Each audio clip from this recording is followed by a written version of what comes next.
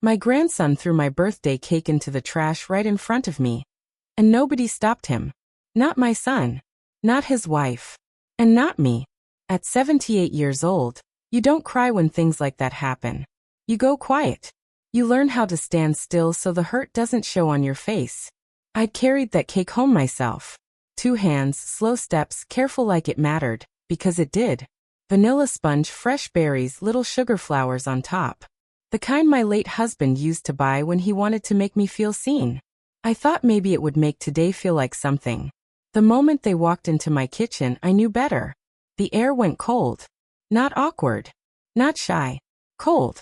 The kind of cold that shows up when people are visiting out of obligation, not love.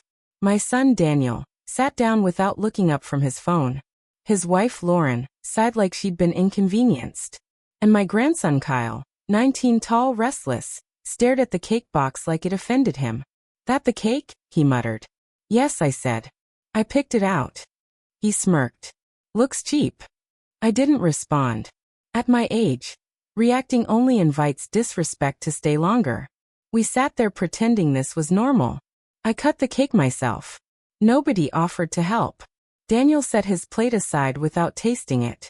Lauren picked at hers. Kyle didn't touch his. You want something else?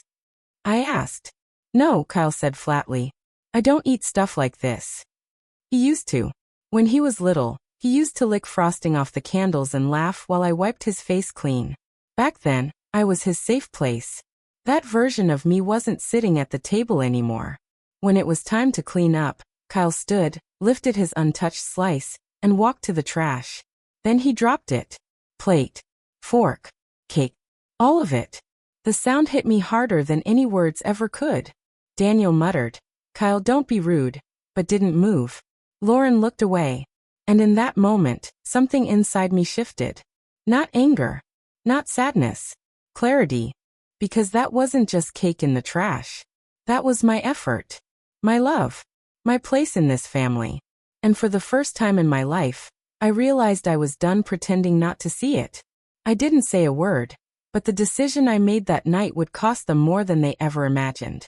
The morning after my birthday, the house felt like it was holding its breath. I woke up before sunrise, same as always, but I didn't get out of bed right away. I just stared at the ceiling, listening to the pipes knock and the heater hum. At my age, you trust sounds more than people. Sounds don't pretend. The image replayed in my head whether I wanted it to or not. Kyle's hand. The trash can. The plate hitting bottom. I'd raised my son to be better than that. Helped raise his son too. And yet yesterday, I might as well have been a stranger they stopped by to tolerate. When I finally got up, my joints ached deeper than usual. Not pain, weight. I shuffled into the kitchen and stopped cold. The chair Kyle used was still pulled out. I stared at it longer than I should have, then pushed it back under the table like I was erasing evidence. The cake sat on the counter under its plastic dome. Still pretty. Still untouched. Like it didn't know what had happened. I cut myself a thin slice and ate it with tea. Not because it tasted good, but because it tasted honest. I needed honest. As I ate, memories came flooding back, ones I'd ignored for years. The envelopes of cash I slipped Daniel when he said things were tight. Paying for Kyle's braces. Covering part of his college tuition without ever being asked. I never expected praise. I told myself love didn't keep score. But love does notice when it stops being seen. My phone buzzed. A message from Daniel. Mom, about yesterday, Kyle was tired. Don't make a big deal out of it. Call me when you're feeling better. A big deal. My birthday. My dignity. Dismissed in one sentence. I didn't reply. I placed the phone face down on the table and let the silence sit.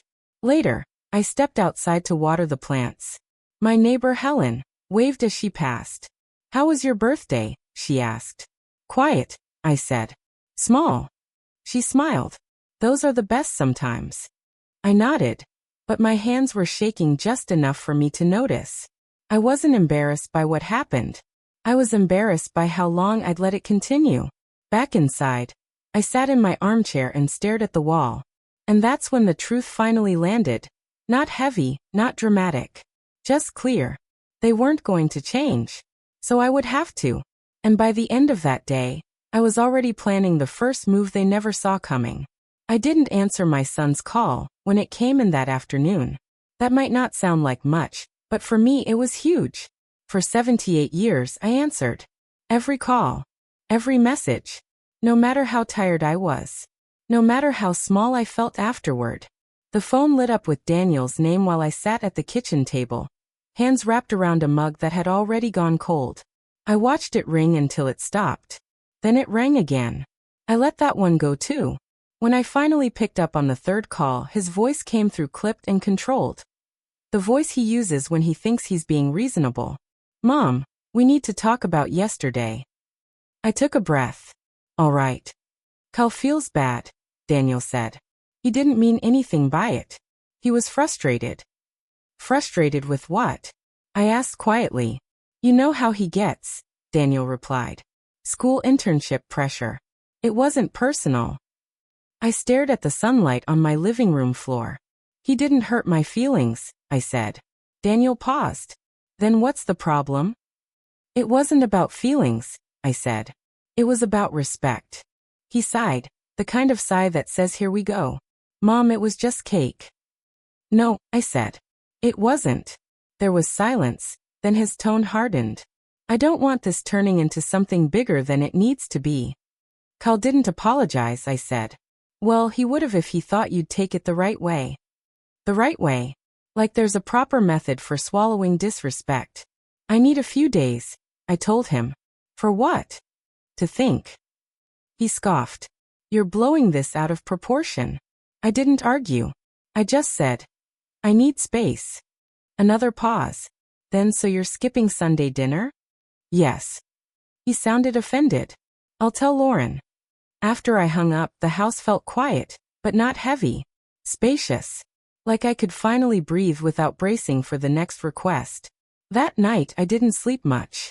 Not from sadness, from clarity. By morning, I knew exactly where I was going. The bank. By noon the next day, I was sitting across from a stranger who was about to see every dollar I'd been quietly bleeding for years. I walked into the bank knowing I was about to do something I couldn't undo. That's how I knew it was the right thing. For most of my life, the bank was just a building I visited when someone else needed help. Paychecks, deposits, transfers, quiet solutions to problems no one wanted to talk about out loud. That morning, it felt like a confession booth. The branch was almost empty. Polished floors, soft voices. A young woman behind the counter smiled at me like I was harmless. How can I help you today? I want to review every automatic payment tied to my account, I said. Every single one. She blinked. Do you have an appointment? No, I said. But I can wait. I didn't wait long. A man named Mr. Collins led me into a small office and pulled up my accounts. He was kind. Careful. The kind of careful people get around old women when money is involved. The printer started humming. Page after page slid out. Transfers to Daniel's mortgage. Monthly support deposits. College funds. Utility payments I didn't even remember agreeing to. One line made my stomach tighten. A recurring transfer I'd been sending for years without thinking. How long has that one been active? I asked. He checked. Almost 9 years. 9 years. Kyle was 10 when it started. Can I ask, Mr. Collins said gently, if you're sure you want to review all of this? Yes, I said. And I want to stop them. His fingers froze over the keyboard. All of them. All. He didn't argue. Didn't lecture me. Just nodded and printed the forms. When he slid them toward me, my hand shook. Not from fear, but from the weight of realizing how much I'd given without ever being asked. I signed anyway. Each signature felt like taking back a piece of myself. These will stop immediately, he said. Permanent cancellation takes a day or two. That's fine. As I stood to leave, my phone buzzed in my purse. Daniel. I didn't answer. Outside, the air felt sharper, cleaner, like the world hadn't ended just because I stopped being useful. I walked past the bus stop, past the bakery, and without planning it, my feet carried me one more place. Because the bank wasn't the only thing I was about to change. and the next door I opened would hurt them a lot more. I walked into the law office knowing exactly whose name I was there to erase. That thought didn't scare me. What scared me was how long it took to get there. The receptionist looked up from her desk and smiled, polite and careful. "Do you have an appointment?" "No," I said. "But I need to update my will." Her smile softened, like she assumed this was about illness or age. She didn't know it was about survival. A few minutes later, I was sitting across from Mr. Harris, a man with tired eyes and a voice trained to stay calm during hard conversations. "What would you like to change, Mrs. Walker?" he asked. I didn't circle it. "I want to remove my grandson." He paused. Not shocked, respectful. "All right. Let's talk through it." We did. Assets. Beneficiaries. Protections. Safeguards. The kind of words that sound cold until you realize they exist to protect people like me. "Are you certain?" he asked gently. I saw Kyle's hand dropping the plate into the trash. "I'm certain." "What about your son?" "I want him stable," I said. "Not entitled." He nodded. "We can structure it that way." As he explained the paperwork, something settled in my chest. Not revenge. Not anger. Relief. For the first time, my future wasn't being written by people who only noticed me when they needed something. When I left, my phone buzzed again. A text from Daniel. "Mom, call me. Kyle wants to talk. We need to clear the air." I looked at the screen. Then I put the phone back in my purse and kept walking. Because by the time they found out what I'd done, it would already be too late to undo it. The first message came at 9:12 a.m. Not "good morning." Not "how are you feeling." Just this. "Grandma, my card declined. Can you send $300? I stared at the screen like it had finally decided to tell the truth out loud. No apology. No mention of my birthday. No scam. A minute later, another message. "It's urgent." Then another. "Are you there?" There was a time when my heart would have jumped. I would have imagined him stranded, embarrassed, scared. I would have already been reaching for my purse. But this time all I felt was tired. Deep tired. I set the phone down and finished making my toast. Let the butter melt. Let myself take a full breath. The phone buzzed again. "You always help. Why are you ignoring me?" Always. That word wasn't love. It was expectation. Then the tone changed. "If you're mad about the cake, this is ridiculous. It wasn't even a big deal." I closed my eyes. Not a big deal. The cake I carried home with aching hands. The birthday I spent being tolerated. The plate hitting the trash. Another message. "Dad said you'd help if I talked to you." So Daniel was still offering me up like a solution he didn't have to pay for. Then the last one landed harder than the rest. "You owe me." I didn't reply. I turned the phone face down and sat there in the quiet. For the first time, I saw it clearly. This wasn't a family relationship. It was a transaction. And I'd been the only one paying. By noon, Daniel texted.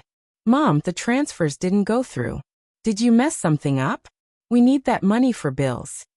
A mistake. As if intention wasn't possible at my age. I didn't answer. That afternoon, the silence felt earned. And when ignoring them didn't work, they decided to show up, unannounced. Daniel didn't call before he came over. He never does when he thinks he's right. I heard his car before the knock, engine rattling, brakes squealing a little. Same sound I'd paid to fix twice already. The knock came sharp and impatient, like the door already belonged to him. I opened it slowly. "What's going on with you?" he said, stepping inside before I could invite him. No hello. No concern. Just accusation. I closed the door behind him. "Good afternoon, Daniel." He turned on me. "Evan says you ignored him. The bank says transfer stopped. Lauren's panicking. You can't just cut us off." I looked at him carefully. Same face I used to kiss goodnight. Same eyes. But the way he stood there, tense, entitled. It felt like I was looking at a stranger who happened to know my name. "I can," I said. And I did. He laughed once sharp. "This is about the cake, isn't it?" "No," I said. "This is about years." He rubbed his forehead like I was the problem. "Mom, you're overreacting. Evan's a kid." He told me I owed him. Daniel froze. He didn't mean that. You didn't correct him. Silence filled the room. Thick. Uncomfortable. Why now? He asked finally. Why are you doing this now? Because I finally saw the truth, I thought. Because I finally got tired of being useful instead of loved. But I said, because I'm done being taken for granted. His voice dropped sharper. So what, you're punishing us? No, I said. I'm choosing myself. He shook his head. This is going to hurt Evan. He hurt me first, I said softly.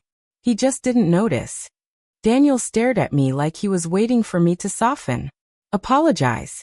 Back down. I didn't. When he left, he didn't hug me. The door shut hard behind him. But Daniel wasn't the one who would test my resolve the hardest. That would be Evan. My grandson didn't come to apologize. He came to collect. I saw his car pull up too fast, music loud, confidence intact. The kind of confidence you only have when you've never been told no, and believed it. The doorbell rang once. Sharp. I opened the door halfway. Grandma, Evan said, already annoyed. Why didn't you answer my texts? I didn't feel the need to, I said. He pushed past me without waiting. Dropped onto my couch like he owned it, phone in hand. Dad says you're being weird, he said. He thinks you're mad about the cake. It wasn't about the cake. Then what? He snapped. You blocked the transfers. Dad's freaking out. I sat across from him, hands folded. Come. Your father's finances aren't my responsibility. That's ridiculous. We're family. I know, I said. That's why I helped for so long. He laughed. So why stop now? Because giving turned into expectation. His face hardened. You owe us. No, I said quietly. I don't. He stood. This is insane. You're ruining everything. No, I said. I'm correcting it. He stared at me, waiting for guilt. It didn't come. Why'd you even invite us for your birthday if you were gonna act like this? He demanded. I invited you because I wanted my family, I said. Not because I wanted to be used. Silence. Then the truth slipped out. I need money, he said. My card declined again. There it is, I said. He frowned. So, I'm not giving you money. You're my grandmother. And I'm not your bank. His face flushed. You'll regret this. I held his gaze. No. I won't. He left angry. Loud. Certain I'd cave. I didn't. What Evan didn't know was that the paperwork had already been signed. And there was nothing left to negotiate. By the time they realized I was serious, it was already done. The documents sat on the desk in front of me. Neat, official, final. Ink doesn't yell. It doesn't argue. It doesn't beg. It just decides. Mr. Harris slid the last page toward me. Take your time. I didn't need it. I signed my name slowly, clearly, like I wanted the letters to know they mattered. With that last stroke, my grandson's future stopped depending on my silence. You've protected yourself, Mr. Harris said gently. I should have done it years ago, I replied. Outside, the air felt lighter. Not joyful, honest. My phone buzzed the second I stepped onto the sidewalk. Daniel. Then Lauren. Then Evan. I didn't answer. Because this wasn't a conversation anymore. It was a boundary. That evening, the messages changed tone. Confusion. Anger. Accusations. You can't do this. This is cruel. We're family. Funny how family only mattered when money was involved. I turned the phone off and sat in my living room alone, but not lonely. For the first time, I felt safe in my own life. But freedom has a cost, and soon, they would try to make me pay it. They didn't come back to apologize. They came back to pressure me. The messages didn't stop, just changed masks. Concern first, then guilt, then anger dressed up as disappointment. You've changed. This isn't like you. You're tearing the family apart. I read every word without responding, because for the first time, I understood something clearly. People get loud when they lose control. Weeks passed. No barfidei do overs. No epalegis. No. Imsurei. Just silence. And in that silence, something unexpected happened. I felt peace. Real peace. The kind that doesn't ask you to explain yourself or shrink to fit someone else's comfort. I started walking in the mornings. Slow, steady, just me and the quiet streets. I read books I'd been saving. I cooked for myself instead of for approval. June came by often. We drank tea and talked about nothing important. The good kind of nothing. One afternoon, she said, "You don't look tired anymore." I stopped carrying what wasn't mine, I told her. I still think about Evan sometimes. Not with anger. With clarity. Because love doesn't survive entitlement. And family doesn't mean access. The cake was never the problem. It was the moment I finally saw the truth. At 78, I didn't lose my family. I found myself. And that finally was enough. If this story meant something to you, if you've ever felt invisible in your own family, like this video and subscribe so more stories like this can be told.